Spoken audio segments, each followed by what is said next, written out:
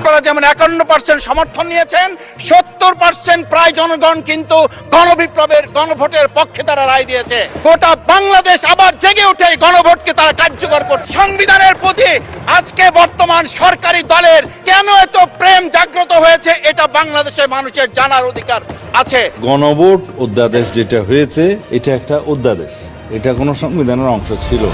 বাতিল হচ্ছে গণভোট অধ্যাদেশ, উঠছে না সংসদে, আর এই সিদ্ধান্ত ঘিরেই নতুন করে উত্তপ্ত হয়ে উঠেছে দেশের রাজনীতি।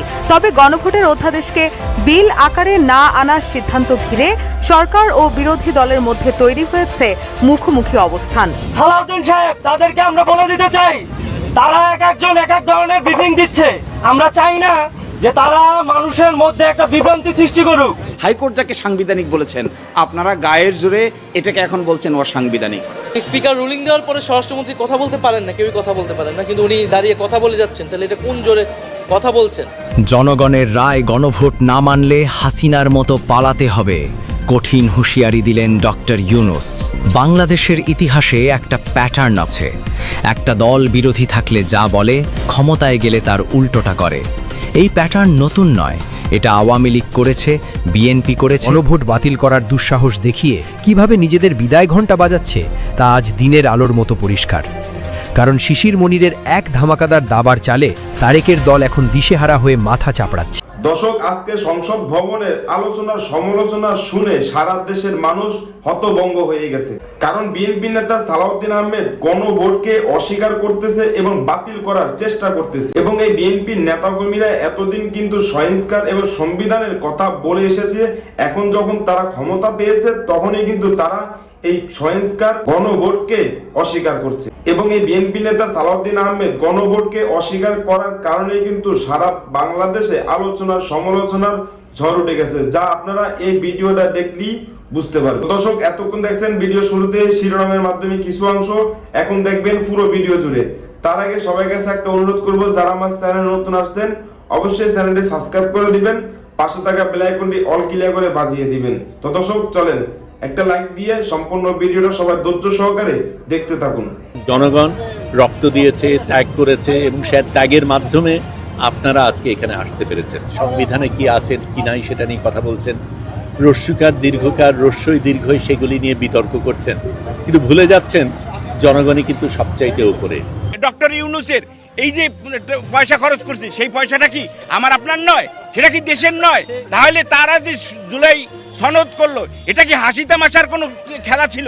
যে রাজনৈতিক দল ক্ষমতায় এসেছে তারা সংসদে 2/3 আসন পেয়েছে, সেইটার উপর ভর করে জনরায়কে অস্বীকার করছে। এখানে কাজী নজরুল ইসলাম কিন্তু বলে গিয়েছেন, গ্রন্থ কোনো মানুষ আনে নাই, মানুষ গ্রন্থ এনেছে। বহিঃপ্রকাশ, জনগণের আকাঙ্ক্ষার বহিঃপ্রকাশ, জনগণ যে রায় দিয়েছে সেটার একটা পরিচয়।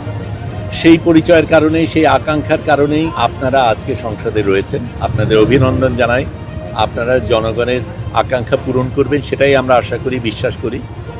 এই জনগণে কিন্তু রায় দিয়েছিল ভিন্ন একটা বাংলাদেশের জন্য।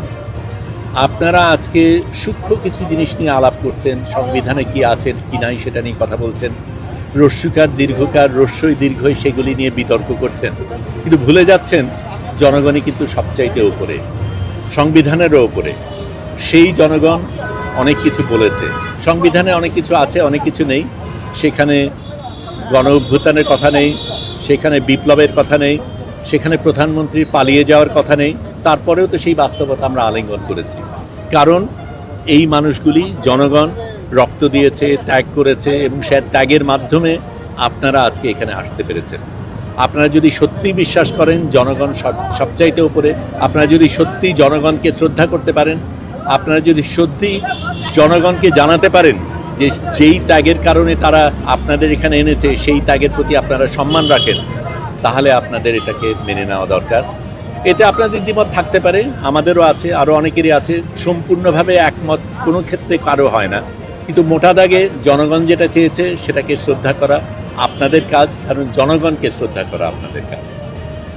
করে আমরা 24-এর আন্দোলনে যে আবু সাইদ থেকে শুরু করে যে হাজার হাজার অগণিত শহীদ করা হলো, তাদের রক্তের উপর দাঁড়িয়ে আবার সেই ঘুরে যাওয়ার প্রবণতার বিরুদ্ধে আজকে আমরা দাঁড়িয়েছি। আমাদের এই দাঁড়ানো এই দাবি যতক্ষণে পূরণ না হয় ততক্ষণ আমরা এই রাজপথ ছাড়বো না ইনশাল্লাহ। এবং আমরা দেখেন যে এই দীর্ঘদিন যাবৎ আমাদের বিশ্ব নেতৃত্বে যে ডক্টর ইউনূস তার মাধ্যমে যে এই একটা জুলাই সনদ হলো, এই জুলাই সনদের আজকে পাশ কাটিয়ে বা আবার কি বাংলাদেশ হচ্ছে, আমরা এটা তো কোনোদিনই আশা করিনি। তাহলে এই দীর্ঘদিনের এই 1.5 বছরের এই ডক্টর ইউনূসের এই যে পয়সা খরচ করছে, সেই পয়সাটা কি আমার আপনার নয়? সেটা কি দেশের নয়? তাহলে তারা যে জুলাই সনদ করলো, এটা কি হাসি তামাশার কোনো খেলা ছিল? সেই জুলাই সনদ কেন আজকে বাস্তবায়নে গড়িমসি হচ্ছে? গণভোট হয়েছে, গণভোটে মানুষ প্রায় 70% মানুষ জুলাই সনদ বাস্তবায়নের পক্ষে রায় দিয়েছে এবং জুলাই সনদ বাস্তবায়ন কি হবে সেই প্রক্রিয়াটাও গণভোটের আওতাধীন ছিল। একটা প্রত্যক্ষ ভোট, জনগণের সরাসরি রায়ের পরও আমরা দেখছি বর্তমানে যে রাজনৈতিক দল ক্ষমতায় এসেছে তারা সংসদের 2/3 আসন পেয়েছে, সেইটার উপর ভর করে জনরায়কে অস্বীকার করছে। অথচ এই গণভোটের মধ্যে যে সকল বিষয় ছিল তার মধ্যে একটা ছিল যে কেউ যেন 2/3 সিটের বড়াই করে একনায়কতন্ত্র কায়েম করতে না পারে, সংবিধানকে যেন দলীয় গঠনতন্ত্র বা দলীয় ম্যানিফেস্টোতে পরিণত করতে না পারে, শাসন কাঠামোকে সে যেন সে তার নিজের মতন করে ইচ্ছা মতো একটা দলের বা একজন ব্যক্তির ইচ্ছা মতো যেন সাজাতে না পারে। বিএনপি এমন একটা দল যে ঐতিহাসিকভাবে তার একাধিক গণভোট করেছে, জিয়াউর রহমান গণভোট করেছে, অথচ দুর্ভাগ্যজনকভাবে সেই দলটি বর্তমানে গণভোটের বিপক্ষে অবস্থান নিয়েছে। আমরা দেখেছি তত্ত্বাবধায়ক সরকারের রায়তে প্রসঙ্গের রায়তে আপনার প্রধান বিচারপতি সাবেক প্রধান বিচারপতি উনি যেটা বলেছেন যে তত্ত্বাবধায়ক সরকারও কিন্তু সংবিধানে ছিল না, কিন্তু এটা জনগণের সর্বোচ্চ অভিপ্রায়কে ধারণ করেছে। এখন সংবিধানের দোহাই দিয়ে সংবিধানকে যারা গঠন করে সেই জনগণের অভিপ্রায়কে যদি আমরা নাকচ করতে চাই তাহলে সেটা পরিহাস। এখানে কাজী নজরুল ইসলাম কিন্তু বলে গিয়েছেন, গ্রন্থ কোনো মানুষ এনে নেয়, মানুষ গ্রন্থ এনেছে। মানুষের জন্য সংবিধান, যেটা ক্ষমতায় না থাকার সময় বিএনপি নেতারা বলেছে, এখন তারা আবার সেই সংবিধানের দোহাই দিয়ে মানুষের বিরুদ্ধে অবস্থান নিয়ে সংবিধান এবং মানুষকে মুখোমুখি দাঁড় করানো হচ্ছে। আমাদের কথা তো স্পষ্ট, অন্তত আমার জায়গা থেকে আমি বলতে পারি আমরা চাই গণভোটের বাস্তবায়ন। গণভোট বাস্তবায়নের প্রক্রিয়াটাও গণভোটের আওতাধীন আছে, সেখানে বলে দেওয়া আছে যে কোন প্রক্রিয়ায় গণভোট বাস্তবায়ন হবে। সংবিধান সংস্কার পরিষদ সেটা গঠিত হবে এবং তারা সেখানে করবে।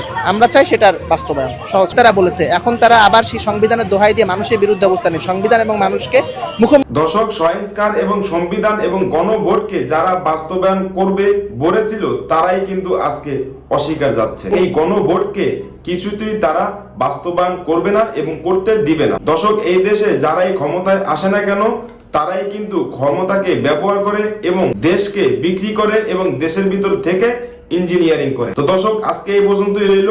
পরবর্তী ভিডিও নিয়ে আবারও আসবো আপনাদের সামনে। সবাইকে খোদা হাফেজ।